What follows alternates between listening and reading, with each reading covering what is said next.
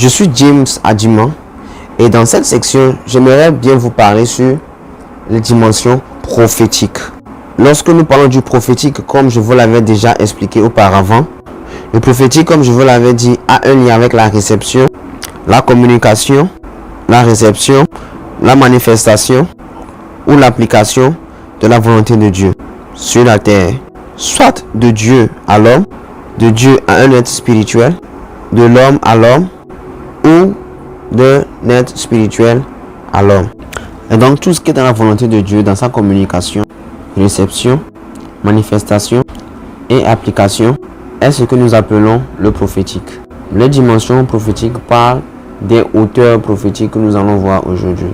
Et donc les dimensions prophétiques reflètent ou bien nous parlent des niveaux de cette communication, de cette application, de cette manifestation et de cette communication dans le prophétique et de leur application et de leur impact. Et donc lorsque nous parlons des dimensions prophétiques, nous parlons des hauteurs prophétiques, expressions qui peuvent être ouvertes à un croyant, et ce que aussi les Écritures nous disent par rapport à tout cela, afin que nous puissions comprendre. Nous avons 3 dimensions prophétiques. Et comme nous commençons notre cours maintenant, nous allons voir la première dimension prophétique. La première dimension, c'est la dimension de l'esprit de prophétie, ou la dimension que nous appelons le témoignage du Christ. Le livre d'Apocalypse, le chapitre 19, le verset 10. Là, il est écrit: et je tombais à ses pieds pour l'adorer. Mais il me dit: garde-toi de le faire. Je suis ton compagnon de service et celui de tes frères qui ont le témoignage de Jésus. Adore Dieu. Car le témoignage de Jésus est l'esprit de la prophétie. Dans cette dimension, nous parlons de tout le monde, ou bien de toute personne qui a le Saint-Esprit en lui, qui a l'Esprit du Christ en lui, qui ont reçu le Saint-Esprit. Toute personne qui a été baptisée dans le Saint-Esprit et a le Saint-Esprit, a accepté Jésus comme Seigneur, peut fonctionner dans cette dimension. C'est basé sur cela que nous voyons que tous ceux qui sont conduits par l'Esprit de Dieu sont appelés fils de Dieu. Car si vous êtes un enfant de Dieu, cela voudrait dire que vous avez le Saint-Esprit. Et si vous avez le Saint-Esprit, vous devez grandir et comprendre quelle est sa communication avec vous et envers vous. Et dans cette dimension aussi, nous parlons de la dimension plutôt du témoignage. Et la Bible déclare l'Esprit témoigne à notre esprit que nous sommes enfants de Dieu. Et nous le sommes.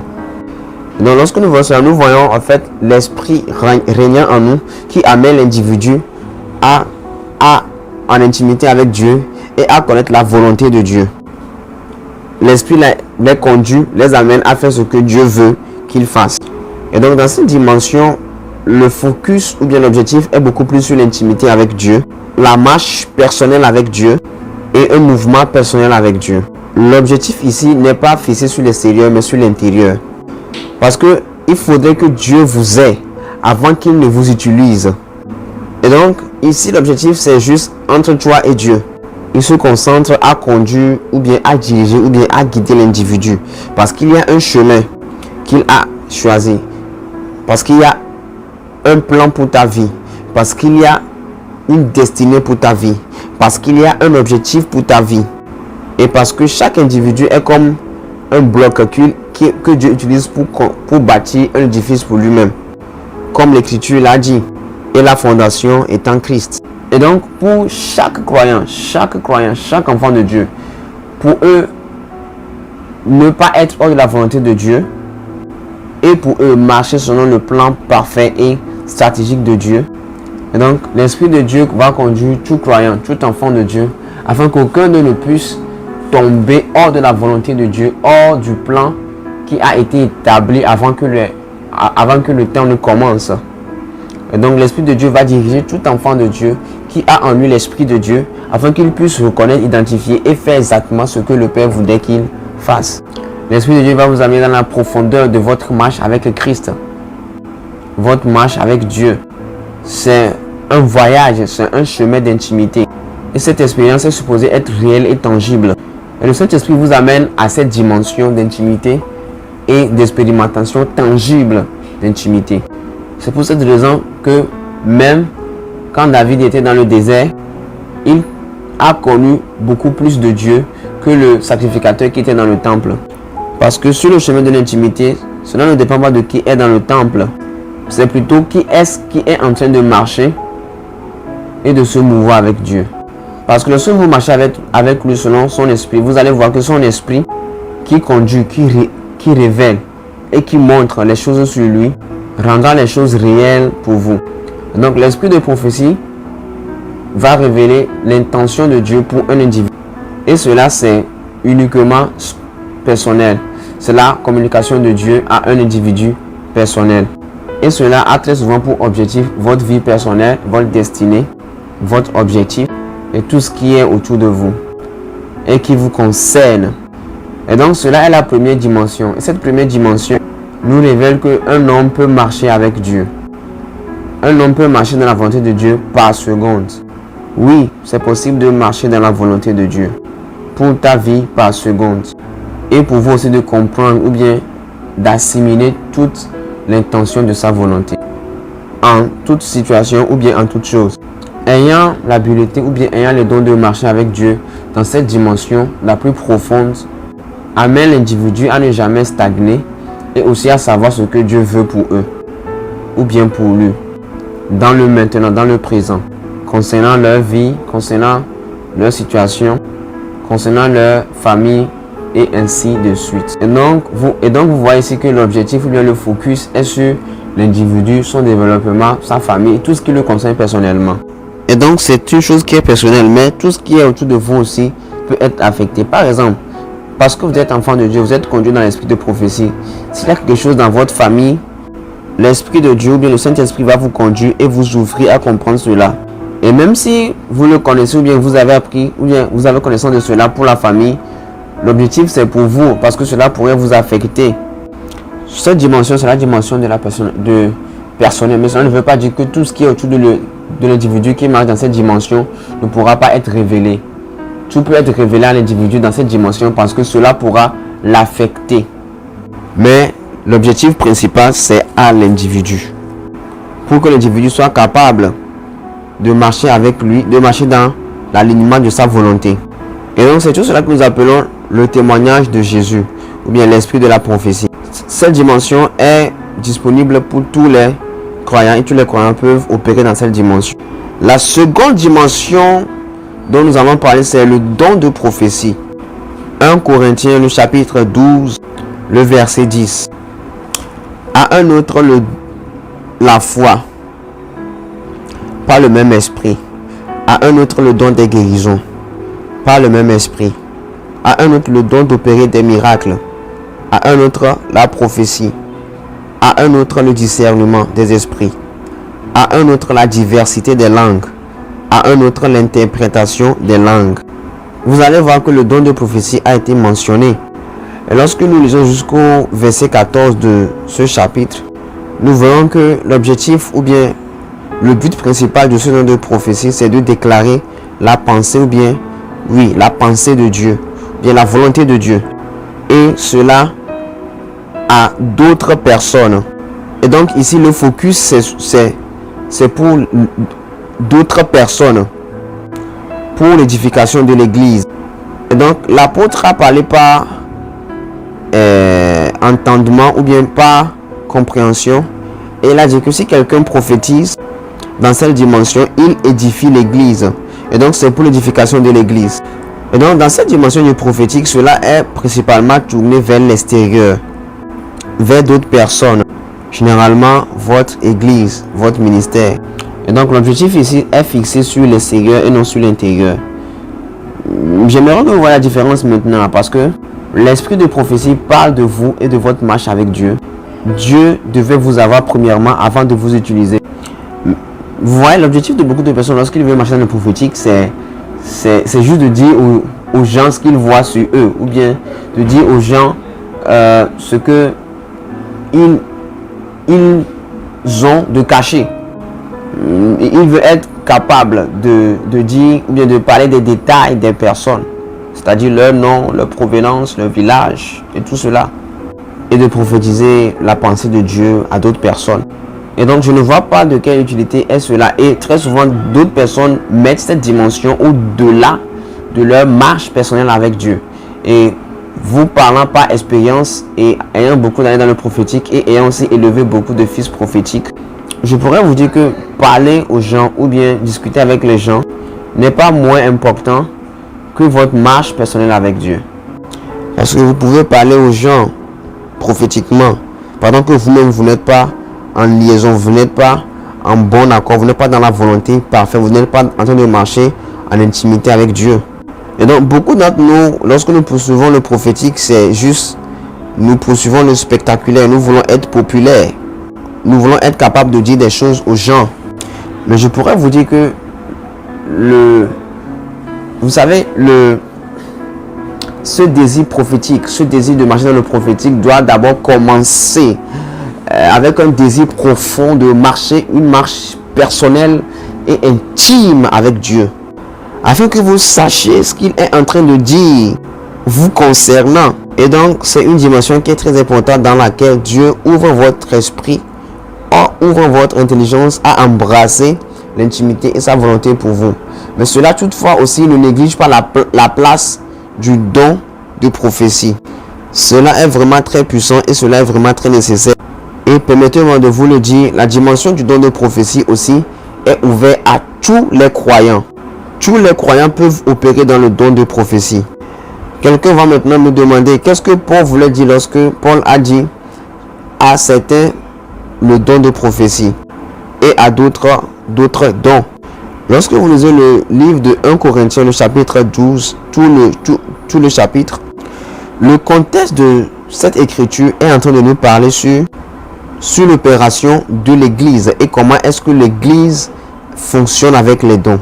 Et donc c'est la même chose que nous voyons aussi dans le livre de 1 Corinthiens, le chapitre 14, lorsque Paul nous parle de comment est-ce que l'église fonctionne avec les dons et la dimension du don de prophétique avec l'église. Et donc l'apôtre Paul ici parlait de l'application du don de prophétie dans un espace où les enfants de Dieu ou bien le peuple de Dieu s'est rassemblé. L'Esprit de Dieu peut manifester la prophétie au travers d'une personne dans cette assemblée. Et à un autre, il a donné la parole, le don de la parole de connaissance. Et Dieu travaille tout en tout afin de faire profiter tout le monde.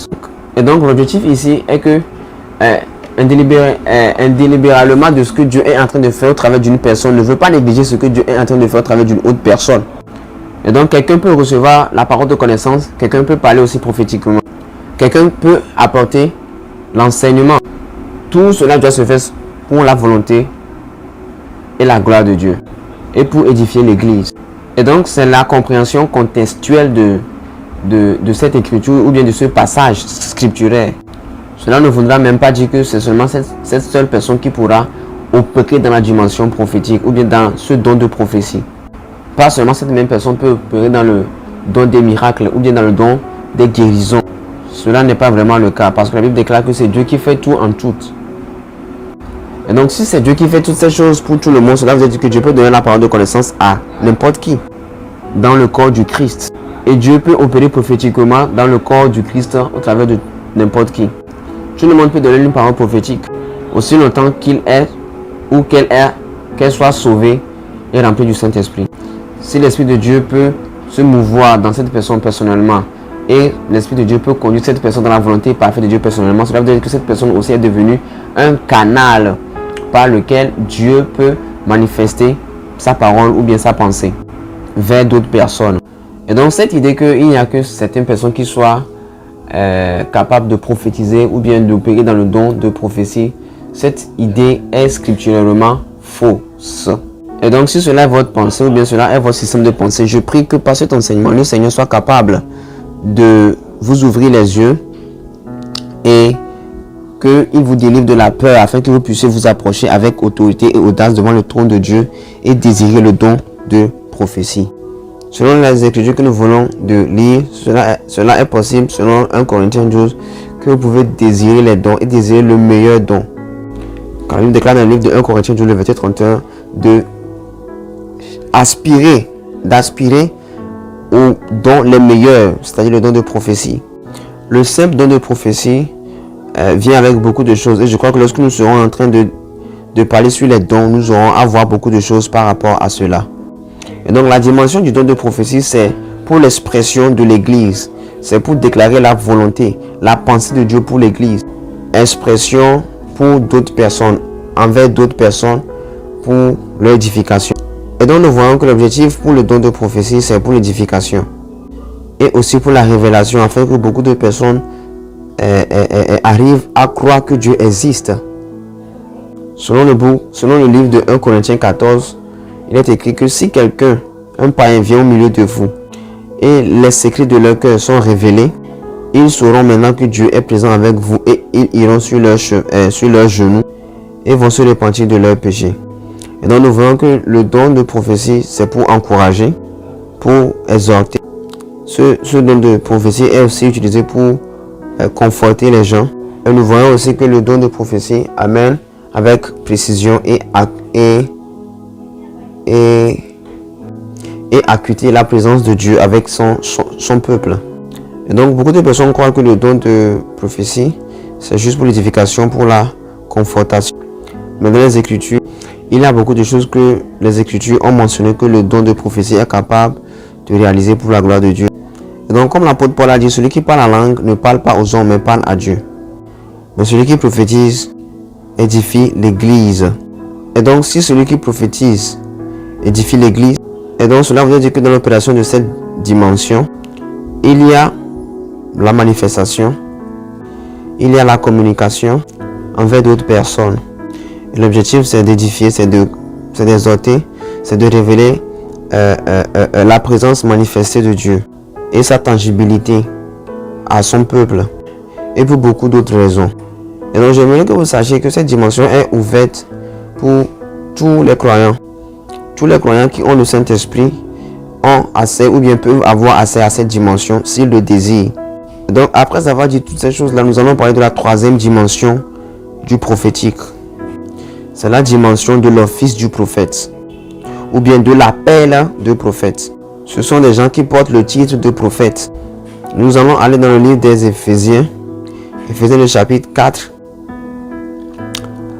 Mais à chacun de nous, la grâce a été donnée selon la mesure du nom de Christ. C'est pourquoi il est dit, étant monté en haut, il a amené des captifs et il a fait des dons aux hommes. Or, que signifie il est monté, sinon qu'il est aussi descendu dans les régions inférieures de la terre?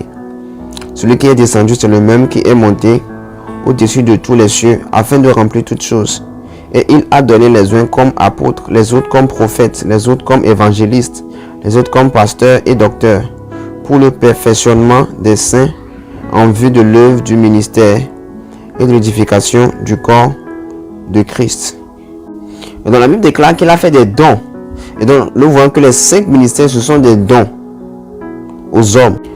Et mais nous voyons que dans l'appel prophétique ou bien dans l'appel d'être un prophète, l'objectif est déjà établi. Et cette dimension, on ne le désire pas. On l'a comme un appel, c'est tout. On ne peut jamais désirer cette dimension, mais on l'a par don. On l'a par appel venant du Seigneur lui-même. Et donc vous ne pouvez pas désirer être appelé prophète, mais vous pouvez désirer le don ou bien la dimension prophétique. Mais qui est-ce que vous êtes? Cela, c'est pas appel. Et donc un pasteur peut prophétiser, mais ce n'est pas un prophète. Il est appelé comme un pasteur. Un évangéliste peut prophétiser, mais il n'est pas un prophète, il est un évangéliste. Un apôtre peut prophétiser. Nous avons beaucoup d'apôtres qui prophétisent, mais qui ne sont pas des prophètes. Vous allez voir que beaucoup d'apôtres fonctionnent dans le règne dans la dimension prophétique, mais ils ne sont pas des prophètes. Ils prophétisent avec précision et parlent aux gens, mais ils ne sont pas des prophètes. Et donc, quel est le rôle principal des prophètes? Les prophètes aussi prophétisent. Les prophètes aussi manifestent le don de prophétie. Les prophètes aussi manifestent toutes les dimensions du prophétique. Mais ici, il s'agit d'un office, il s'agit d'un appel.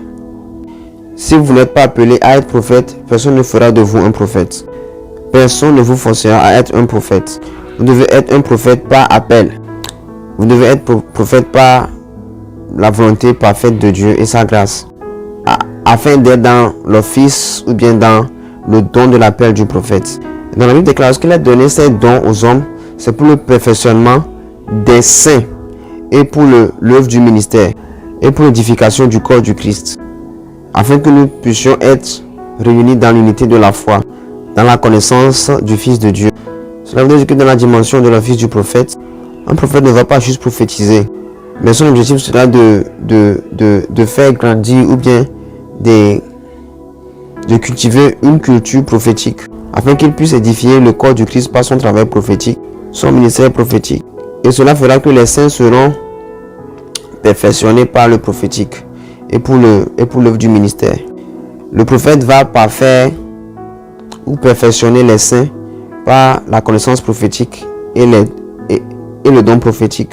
Maintenant, il prépare ces saints pour l'œuvre du ministère et aussi l'édification du corps du Christ.